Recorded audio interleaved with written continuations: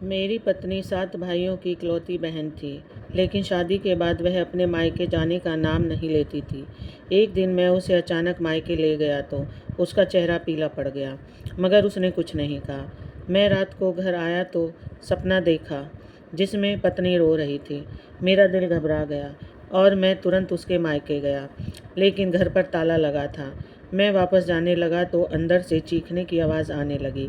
मैं दीवार फांद कर घर के अंदर गया। सामने का दृश्य देखकर मेरे होश उड़ गए। मेरे लिए यह हैरानी की बात थी कि मेरी पत्नी 7 भाइयों की इकलौती और लाडली बहन थी, और सातों भाई अच्छे खासे खाते पीते परिवार से थे। इसके बावजूद उन्होंने अपनी बहन के लिए मुझे चुना था। जब समीर ने मुझसे खुद कहा कि वह अपनी बहन दिव्या की शादी मुझसे करना चाहता है, तो मुझे अपने कानों पर विश्वास नहीं हुआ। दिव्या उनकी इकलौती बहन थी, जिसे उन्होंने बड़े लाड प्यार से पाला था, और अब वे अपनी लाडली बहन की शादी मुझसे क्यों करना चाहते थे? मुझ में तो ऐसी कोई खूबी नहीं थी। मैं गेहूं रंगत वाला लगभग 35 वर्षीय युवक था और मुश्किल से अपने घर का खर्च चला पाता था। मोहल्ले में मेरी एक छोटी सी किराने की दुकान थी। मेरे बाल पतले थे, कोई करीबी रिश्तेदार भी नहीं था।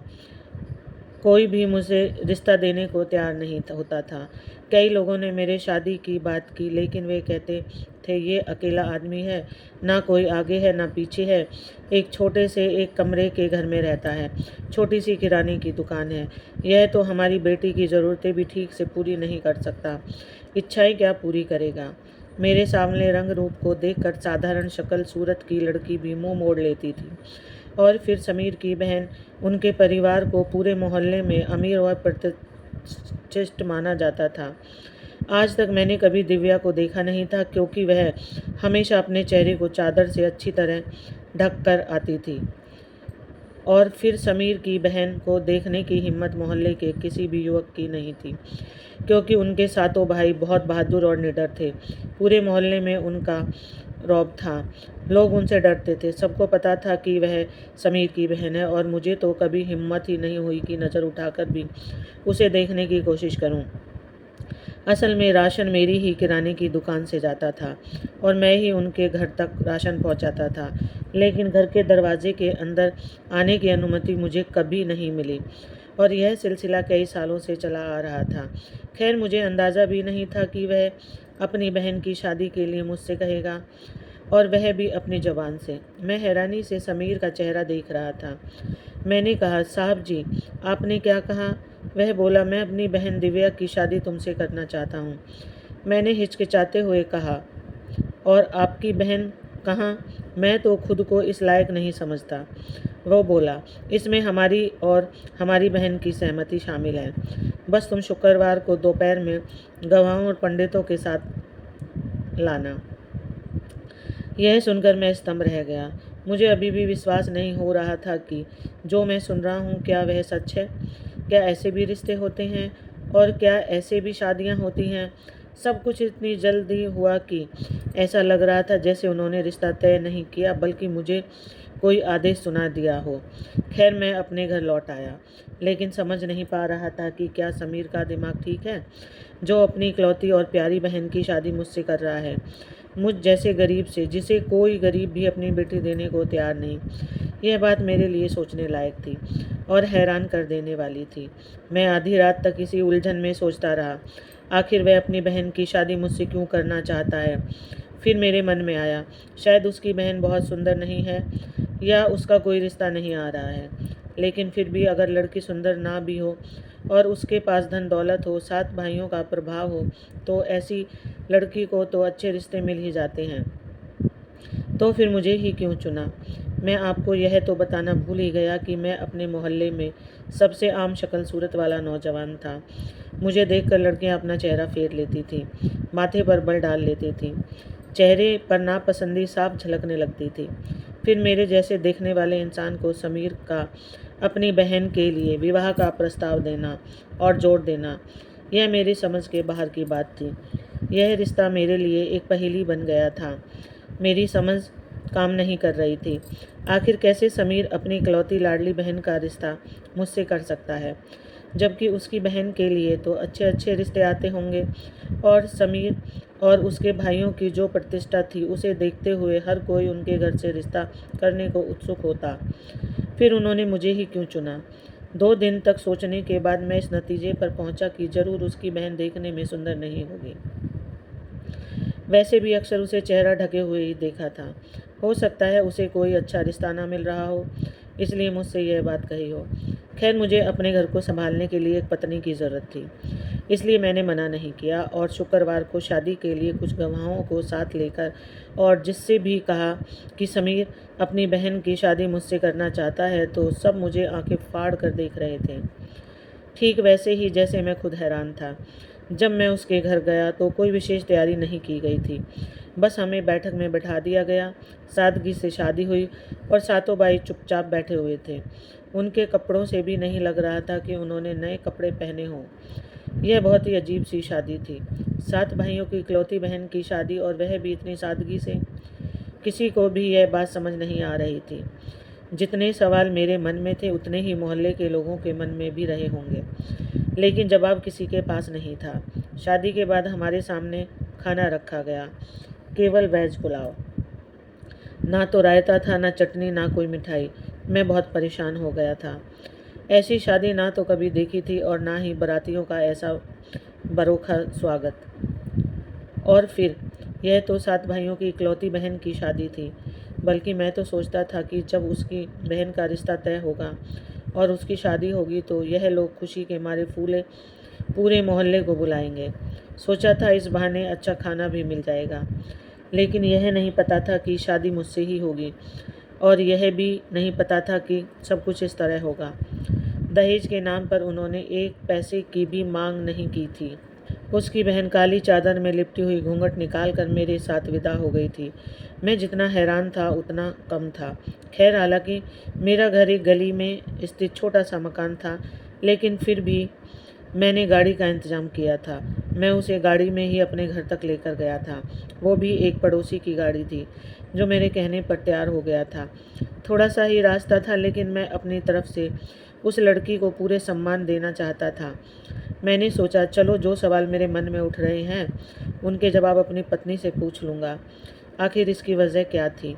लेकिन मैं मन ही मन सोच चुका था कि उसकी बहन सुंदर तो बिल्कुल नहीं होगी, तभी उन्होंने अपनी बहन की शादी मुझसे कर दी है। हो सकता है उम्र भी ज़्यादा हो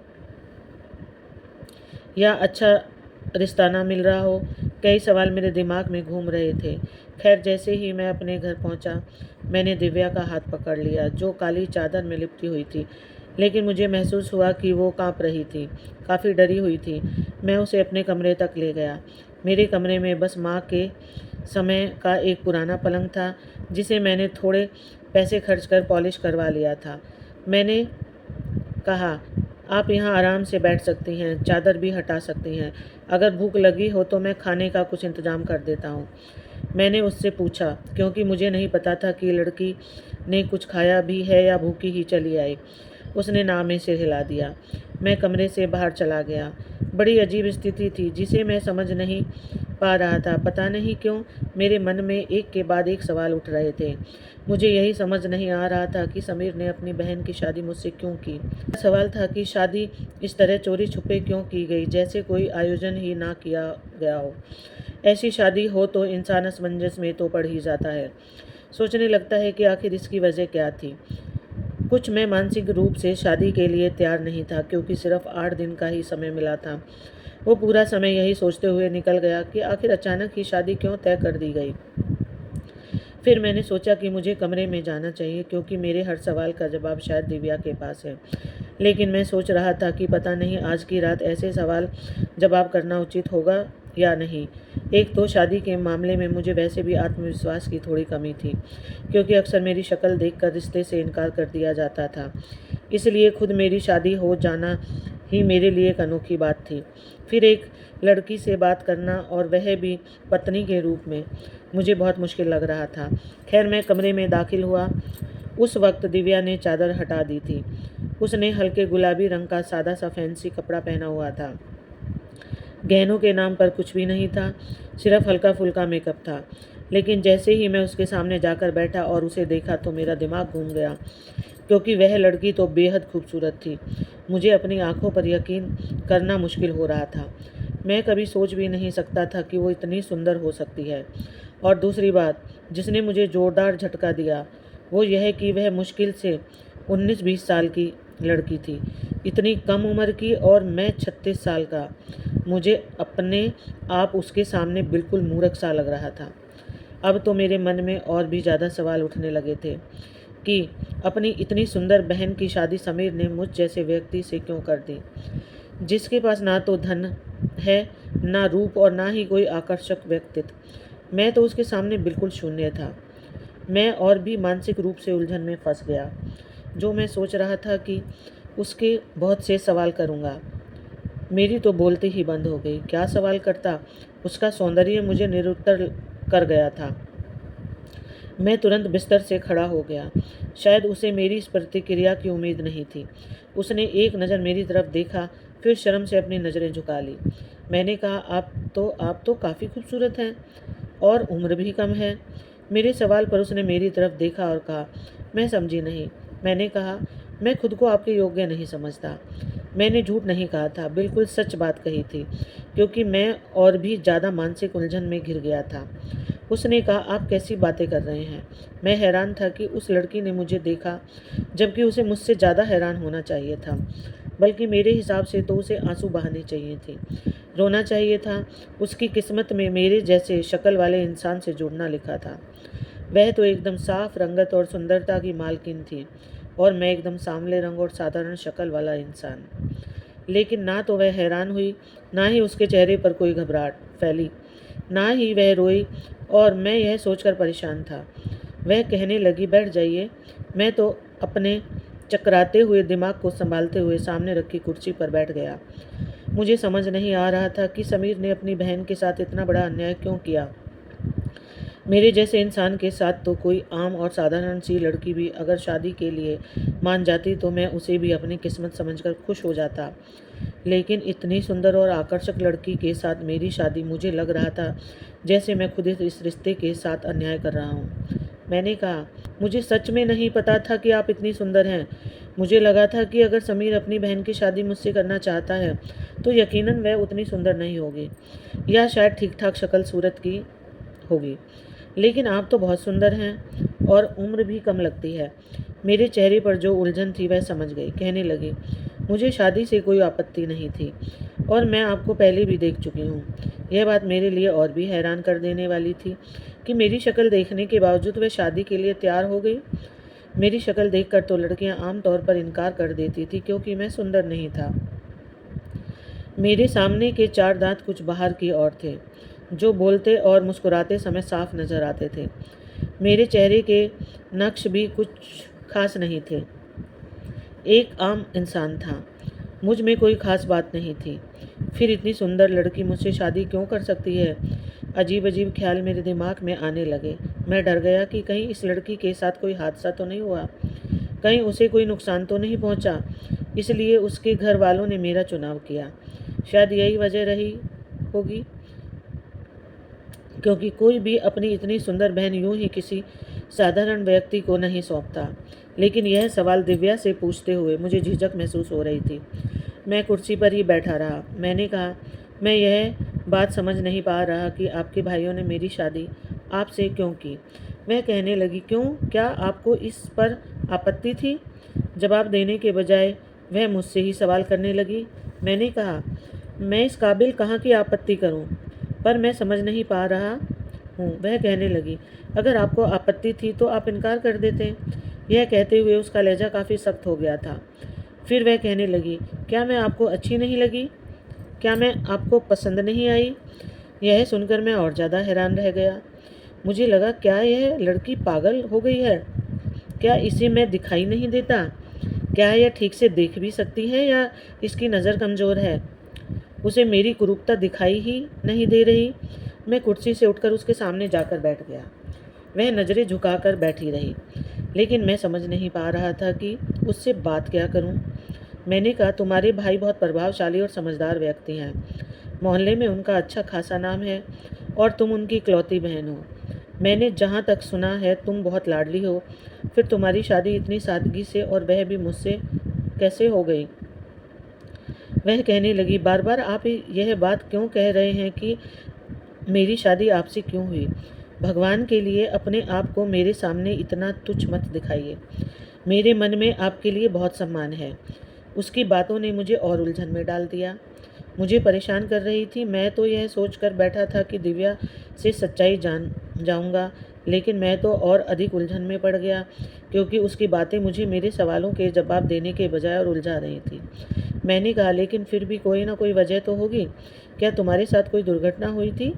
इतना कहकर मैं चुप हो गया। उसने माथे पर शिकन डाल ली और कहने लगी, क्या आप मेरे चरित्र पर संदेह कर रहे हैं? मैंने कहा, भगवान की कसम मैं संदेह नहीं कर रहा, लेकिन मैं समझ नहीं पा रहा। मेरे लिए यह सब कुछ बहुत अजीब है। उसने अपना दूध जैसा सफ़ेद हाथ मेरे हाथ पर रख दिया। मुझे ऐसा लगा जैसे मुझे एक तेज झटका लगा हो। मैंने अपना हाथ पीछे खींच लिया और नाराज़ होकर कमरे से बाहर चला गया। पूरी रात मैं कमरे में नहीं जा पाया। बाहर आंगन में रखी पुरानी सी चारपाई पर बिस्तर डालकर सो गया। पता नहीं क्यों यह सब मुझे बहुत अजीब लग रहा था। लेकिन सुबह जब मेरी आंख खुली तो रसोई घर में काम करने की आवाज़ आ रही थी। हमारा रसोई घर छोटा सा था और आंगन से जुड़ा हुआ था। मैंने आंखें खोली तो देखा दिव्या नाश्ता बना रही थी। मैं उठकर फ़ौरन बैठ गया।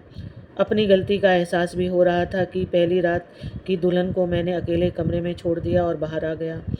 लेकिन जो सवाल पिछले एक हफ्ते से मेरे मन में चल रहे थे, वे अब भी वही थे। बहरहाल मैं उठकर रसोई में चला गया। मैंने कहा, अब तुम यहाँ क्या कर रही हो? देखो, मैं नाश्ता बाजार से ले आता हूँ। अच्छा नहीं लगता। रात को तो तुम्हारी शादी हुई है। वह कहने लगी, कोई बात नहीं, कुछ दिन बाद भी मुझे ही काम करना है। अगर मैं अभी कर दूँ तो क्या फ़र्क पड़ता है? आप चाय पियेंगे? उसने तुरंत ही बात बदल दी। मैं समझ नहीं पा रहा था कि वह लड़की है क्या, कोई चीज़। खैर मैंने कहा, जी बना लो। नाश्ता उसने मेरे साथ ही किया था। मैंने सोचा, जब लड़की को कोई आपत्ति नहीं है तो फिर मुझे भी ज़्यादा सवाल जवाब में नहीं पड़ना चाहिए।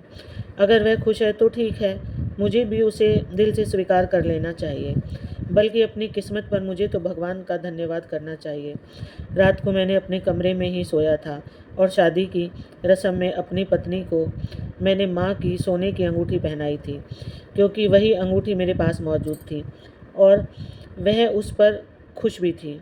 मुझे लगा कि शादी के अगले दिन मेरे ससुराल वाले आएंगे और रस्म के तौर पर अपनी बेटी को कुछ दिन के लिए अपने घर ले जाएंगे। फिर मुझे जाकर उसे वापस लाना होगा। लेकिन कोई नहीं आया। ना कोई आया, ना ही मेरी पत्नी जाने को तैयार थी। मैंने कहा कि हम एक ही मोहल्ले में रहते हैं, फिर भी चलो मैं तुम्हें तुम्हारे घर छोड़ देता हूँ। तुम उदास हो गई होंगी। तुम्हारे भाई भी तुम्हें देखने के लिए बेचैन होंगे। मेरा यह कहना था कि वह नज़रें चुराने लगी। कहने लगी, नहीं, मुझे नहीं जाना। मैंने कहा, क्यों नहीं जाना? तुम्हारा मायका है और मैं तुम्हें तुम्हारे घर जाने से क्यों रोकूंगा?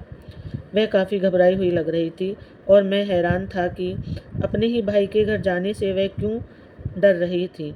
मैंने कहा, ठीक है, अगर तुम नहीं जाना चाहती तो कोई बात नहीं। यह कहते ही उसके चेहरे पर मैंने अजीब सा सुकून देखा। मैं घर में कोई भी नौकरानी नहीं रख सकता था।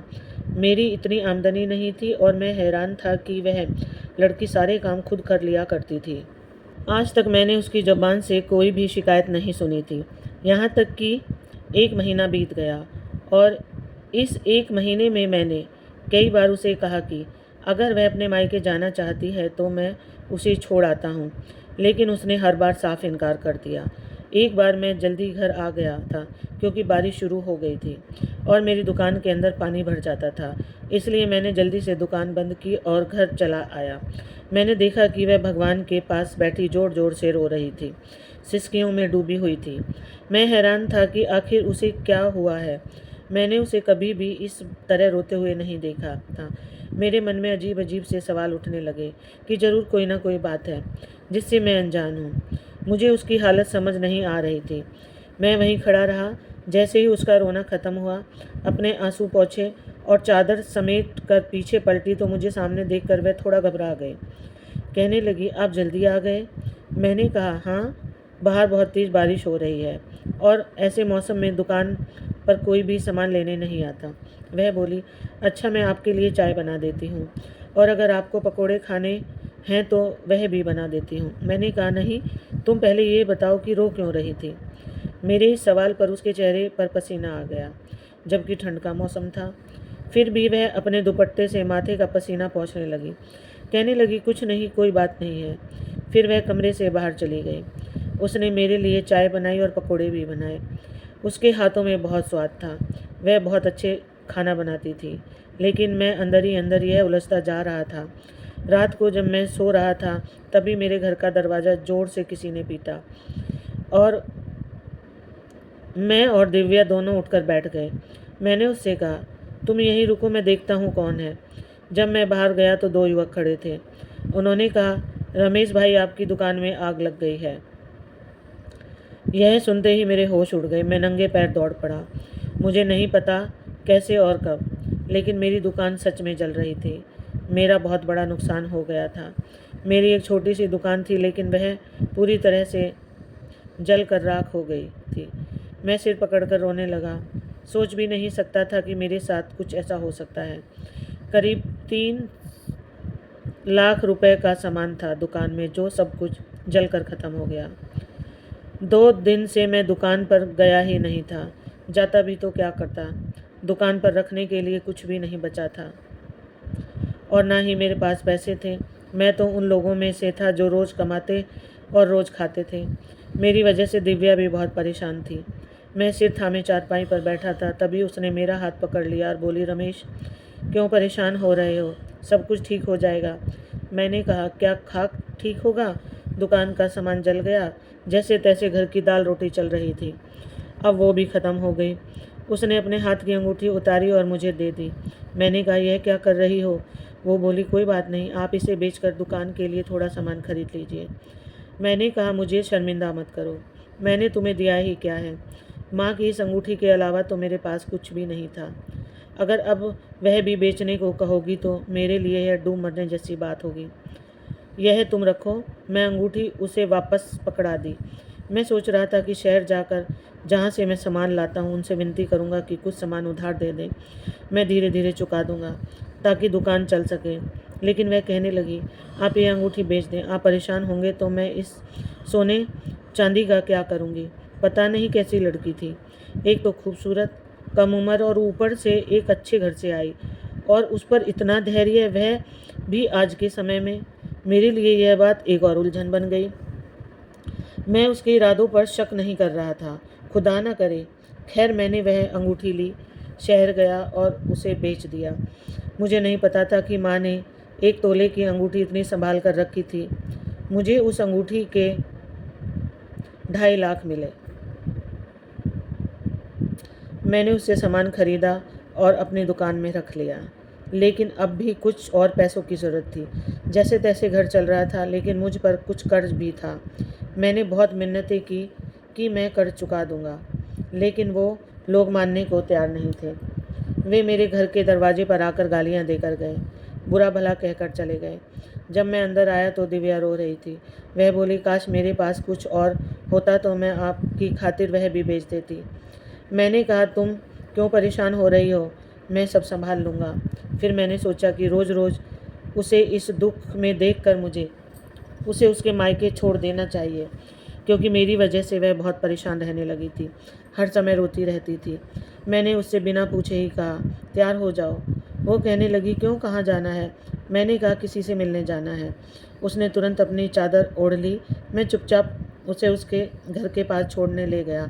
दरवाजे के पास जाकर वह मुझे हैरानी से देखने लगी, लेकिन तब तक मैं दरवाज़ा खटखटा चुका था। दरवाज़ा समीर ने खोला था, लेकिन जैसे ही उसने दिव्या को देखा तो उसके माथे पर शिकन आ गई। उसने मुझे देखा और एक तरफ हट गया। कहने लगा, अंदर आओ, बाहर क्यों खड़े हो तुम लोग। हम दोनों अंदर चले गए।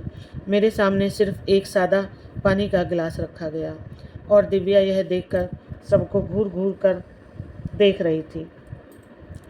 मैंने सादा पानी ही पी लिया। मैंने कहा, असल में मैंने सोचा शादी को 2 महीने हो गए, आप लोग उदास हो गए होंगे, इसलिए मैं दिव्या को यहाँ छोड़ने आया था। कल आकर ले जाऊँगा। किसी भी तरह की गरम जशी का कोई प्रदर्शन नहीं किया गया।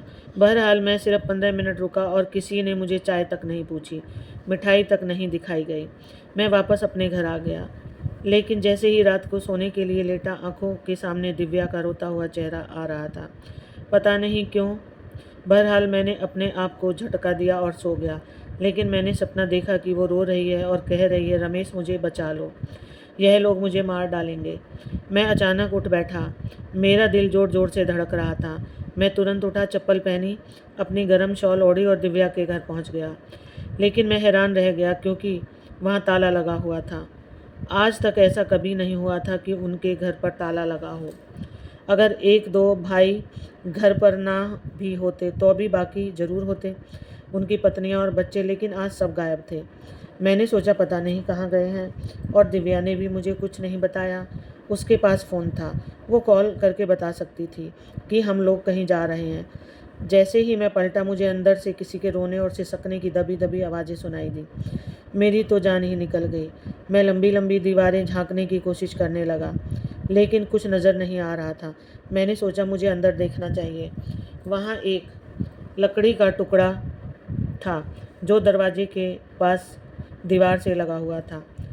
काफ़ी ऊंचा था, लेकिन मैं उस लकड़ी के सहारे ऊपर चढ़ा और दीवार फांद कर जैसे ही नीचे कूदा, सामने का दृश्य देखकर मेरे होश उड़ गए। घर का आंगन काफ़ी बड़ा था और उसके किनारे कुछ खाली जगह थी जहाँ ढीली मिट्टी पड़ी थी। वहाँ पर एक गड्ढा खोदा जा रहा था और दिव्या के मुंह और हाथ पीछे की ओर बंधे हुए थे। वो मुझे देख रही थी। उसके भाइयों ने उसे पकड़ रखा था और उसे उस गड्ढे में फेंकने की तैयारी कर रहे थे। यह देखकर मेरे होश उड़ गए। फिर मैंने बिना कुछ सोचे समझे समीर और उसके भाइयों को मारना शुरू कर दिया। मैंने कहा, पीछे हटो, यह क्या कर रहे हो तुम लोग? वे कहने लगे, इसके साथ साथ तुम्हें भी मार डालेंगे, यहाँ से चले जाओ। मैंने कहा, तुम लोगों को शर्म नहीं आती? पता नहीं क्यों, जब मैं अचानक वहाँ पहुँच गया, तब अपनी पत्नी के साथ ऐसा अत्याचार और जाति होते देख मेरा दिल बहुत बेचैन हो रहा था। मैंने कहा, मेरी पत्नी को छोड़ दो वरना मैं शोर मचा दूंगा। शायद मेरी इस धमकी से वे घबरा गए थे। उन्होंने जैसे ही दिव्या को छोड़ा, भागते हुए मेरे पास आ गई। वह बहुत डरी हुई थी। मैंने पूछा, तुम लोग यह सब क्यों कर रहे हो? वह कहने लगे, यह अभागिन हमसे संपत्ति में हिस्सा मांग रही है। हम पहले भी इसे बता चुके हैं कि बेटियों का कोई हिस्सा नहीं होता।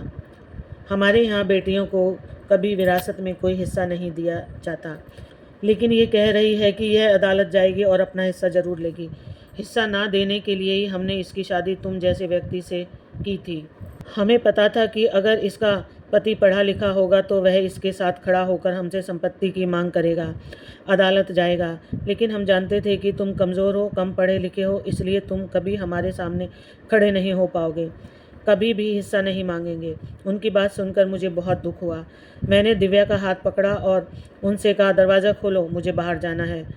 उसका एक भाई दीवार फांद कर बाहर गया और ताला खोला। मैं दिव्या को घर वापस ले आया। वह बहुत रो रही थी। मैंने उसके मुंह पर पट्टी बंधी खोल दी। घर आकर उसके हाथ भी खोल दिए। मैंने उससे पूछा, तुम क्यों मांग रही हो हिस्सा? क्या तुम बहुत परेशान हो? वह कहने लगी, हाँ मैं बहुत परेशान हूँ और सिर्फ अपना अधिकार मांग रही हूँ। मेरे भाई दुनिया के सामने दिखाते थे कि वे मुझसे बहुत प्यार करते हैं, मेरा बहुत ख्याल रखते हैं, लेकिन असल में उन्हें सिर्फ संपत्ति से प्यार था। मैंने कहा, उन्होंने मेरे साथ अच्छा नहीं किया, मुझ जैसे व्यक्ति से शादी कर दी। वह बोली, पहले मैं भी यही समझती थी, लेकिन अब मैं खुद को सौभाग्यशाली मानती हूँ क्योंकि आप बहुत अच्छे इंसान हैं, आपका दिल बहुत नेक है। लेकिन मैं अपने भाइयों को अपना अधिकार हड़पने नहीं दूंगी। मैं अपने हक के लिए लड़ूंगी, उन पर मुकदमा करूंगी और अपना हिस्सा लेकर रहूंगी। मैंने कहा, लेकिन मुझे कुछ नहीं चाहिए, मैं मेहनत कर रहा हूँ, भगवान मुझे फल देगा और धैर्य रखने वालों की मदद हमेशा भगवान करता है। और वही हुआ। मेरी दुकान कुछ ही दिनों में बहुत अच्छी चलने लगी और मैंने कर्ज भी चुका दिया। अब हमारे घर में बहुत सुविधाएं आ गई थी और जीवन सुखमय हो गया था। उधर दिव्या के भाइयों को करोड़ों का नुकसान हो गया था। उनका कपड़ा जो दूसरे देशों से आता था वह जल गया था क्योंकि जहाज में आग लग गई थी। सब पागल जैसे हो गए थे। चारों ओर रोना धोना मच गया था। उन्हें अपनी बहन के हिस्सा खाने की सज़ा मिल रही थी। भाई कभी भी तब तक समृद्ध नहीं हो सकते जब तक वे अपनी बहनों के अधिकार छीनते रहेंगे। बहनों की दुआएं भाइयों को कामयाबी दिला सकती हैं और उनकी बद्दुआएं उन्हें बर्बाद भी कर सकती हैं। इसलिए मेरी आपसे विनती है कि कभी भी बहनों के अधिकार मत छीनें, बल्कि उन्हें उनका पूरा हक दें। तो दोस्तों, अगर यह वीडियो आपको अच्छा लगा हो तो लाइक और सब्सक्राइब ज़रूर करें। कमेंट बॉक्स में अपने विचार